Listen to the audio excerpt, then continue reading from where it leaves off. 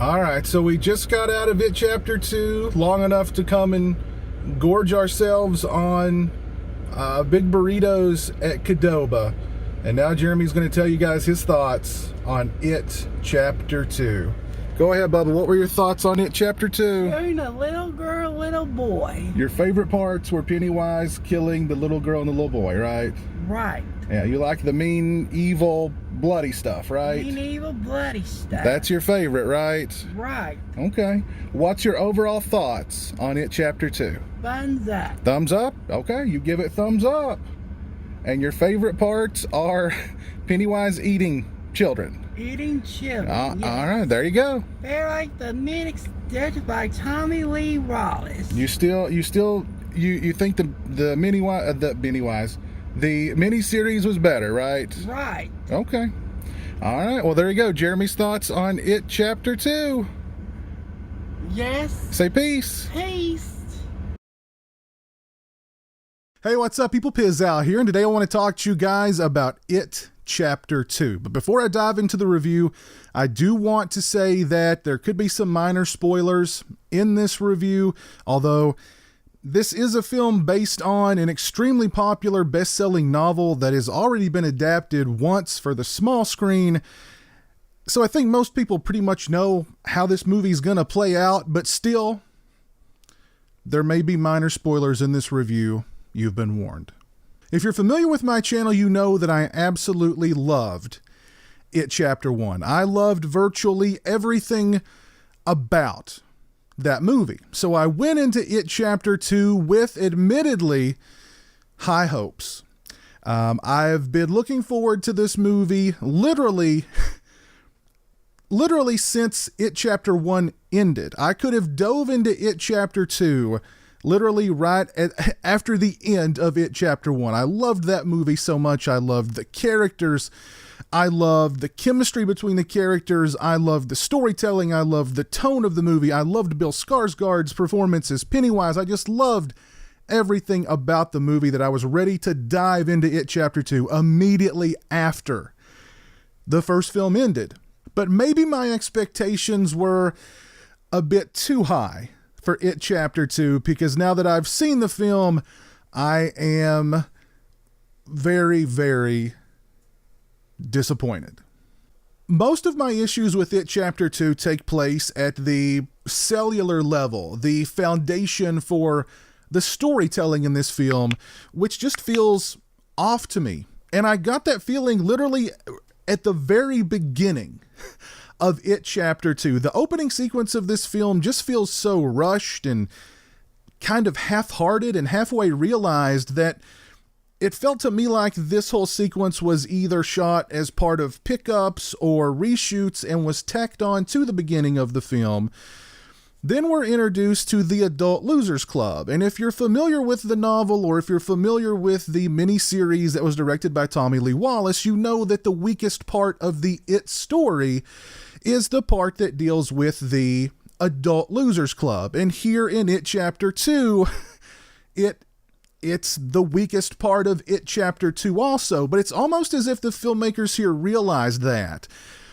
So they're constantly going back and forth in time, giving us lots of the young Losers Club, and then flashing forward to the Adult Losers Club and just going back and forth constantly throughout this movie, which kind of it imbalances the movie. It makes the film feel really uneven, and there is such a lack of chemistry between the Adult Losers Club. And there's so little material for the actors portraying the Adult Losers Club to really work with in this film.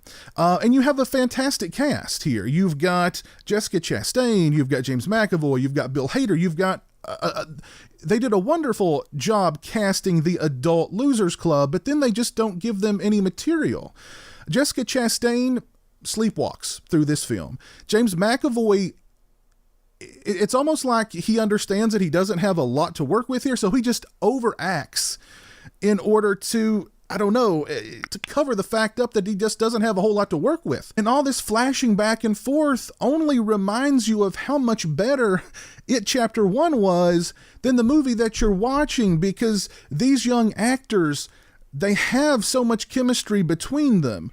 And you care for their characters and you like their characters. And then when you flash forward to the Adult Losers Club, where there's no chemistry, I really felt absolutely nothing for any of the Adult Losers Club members. And again, these are great actors in these roles. And they also did an excellent job of casting adult actors that look very much like the Young Losers Club. They did an excellent job with that, but they just didn't give them really anything to work with.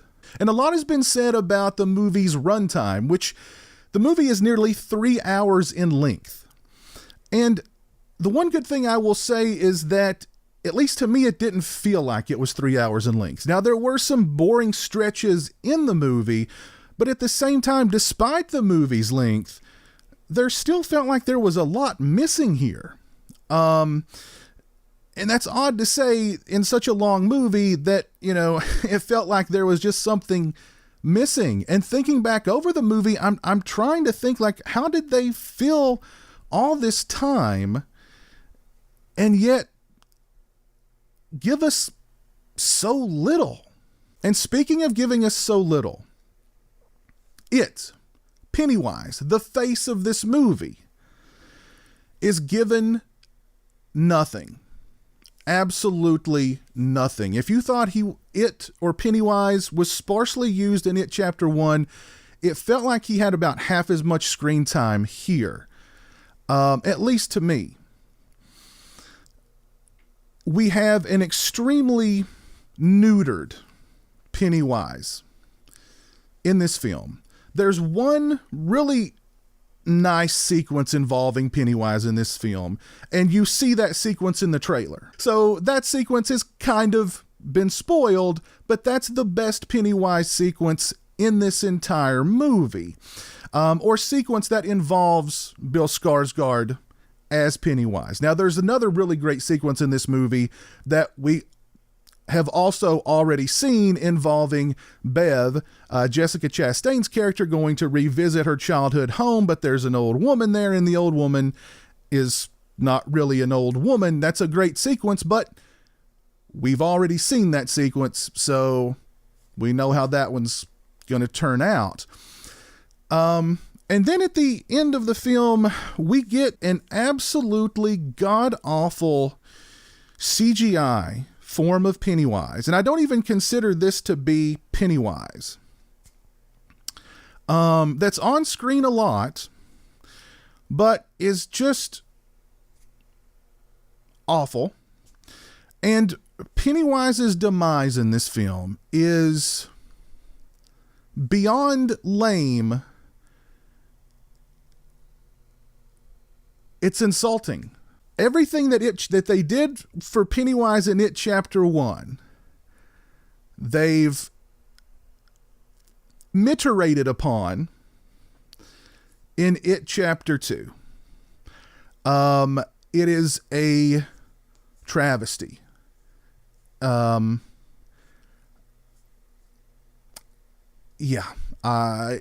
only character in the film I felt anything for was It. And I felt so sorry for that character, because that character and Bill Skarsgård's portrayal of that character deserve so much better. A lot of people made a stink over the CGI in It Chapter 1. I was perfectly fine with the CGI in It Chapter 1. The CGI in It Chapter 2 is god-awful, atrocious, horrible. Again, the CGI Pennywise in the third act of the film, horrible, god-awful, atrocious. But also, they've done some sort of digital de-aging effect to the Young Losers Club. And then they've also done something with their voices where they've digitally filtered their voices to make the voices also sound younger. So it's almost like you're not watching actual actors, but you're watching like CGI models of actors with computerized voices. It was very, very disruptive. And those are the best parts of the movie. The best parts of the movie involve the Young Losers Club, but I couldn't take my eyes off of their anime faces and robot voices because it was just so, again, disruptive and poorly done. But I think the biggest sin of It Chapter 2 is that there's no heart in this film. And It Chapter 1 had an enormous amount of heart. That's just not here with It Chapter 2. And when they try to inject heart into It Chapter 2, there's a couple of moments where it's okay, but most of the time it doesn't work at all. It just falls flat. And at the end of the movie, they try to send the audience out on a very kind of heartfelt moment. But to me, at least, it seemed like the filmmakers were inadvertently, or at least I hope inadvertently, trying to say that suicide is okay as long as the suicide is a means to a happy ending. Again, maybe my hopes were just a little too high for It Chapter 2, but I think even if I had no hopes for It Chapter 2, I would have walked out of this film disappointed. I loved It Chapter 1. I loved everything about It Chapter 1. Unfortunately, just about all of those elements that worked so well in It Chapter 1 are nowhere to be seen in It Chapter 2. And it's just a shame. I really wanted to like this movie, and it hurts a little that it's as bad as it is, at least in my opinion. I've not seen any other reviews for this film. I've tried to avoid all other reviews, so I don't know. People could be loving this movie, and I could be the sole guy out there saying that it sucks. I don't know. But to me, It Chapter 2 was a major disappointment. It was just, I don't know how and it's the same filmmakers who did the first film. How did they get it so right the first time around and then so wrong this time around? I don't know. If you guys have seen It Chapter 2, please let me know your thoughts on it down in the comment section below. Let me know your thoughts on It Chapter 1, also down in the comment section below. If you like this video, please leave it a thumbs up. If you're not following me on social media, those links are in the description. They're also right around here. As always, thanks so much for watching. I really appreciate it. Take care, and until next time, peace. Join the $1 a Month Club and help support my channel on Patreon. Thank you to my current patrons, Kevin Smythe, Orc145626, B-Movie Mike, Robert Sobel, Turi Delamore, Stephen Flanagan, Lori Holt, Craig Farrand, Farron Sutton, Jeremiah Lambert, Grindhouse Grotto, Derek Jana, Demon Waffles, Simon Clark, Stone Gassman, Zachary Barton, Lauren Dixon, James Welch, Eli Geisler, Jeff Overing, Pete Toll, Kyle McGuire, Jay the Stingray, Andrew McDonald, Dave Barnes, Jonathan Lundy, Chris Gonzalez, Trenton Bowser, Jason Breitenbach, Brandon Bisdick, Steak Sauce, OG Myers, Mark Striano, Jeff Gardner, Travis Davis, and The Obsoletionist.